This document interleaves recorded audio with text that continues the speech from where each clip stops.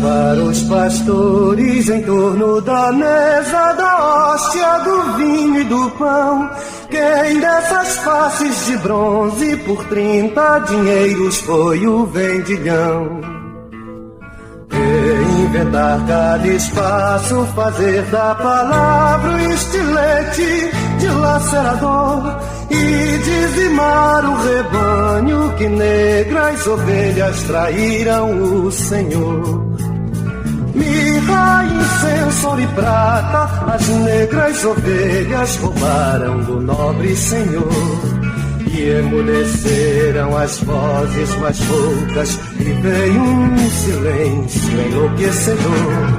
Mas quem usou do chicote lanhou-se também nas farpas que se utilizou. Agnus Dei que tollis peccata mundi, misericórdia.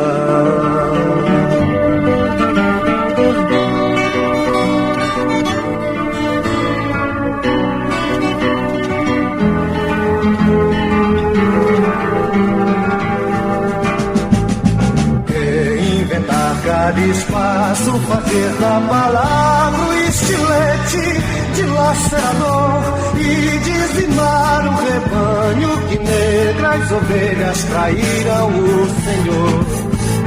Mirra, incenso, ouro e prata, as negras ovelhas roubaram do nobre Senhor.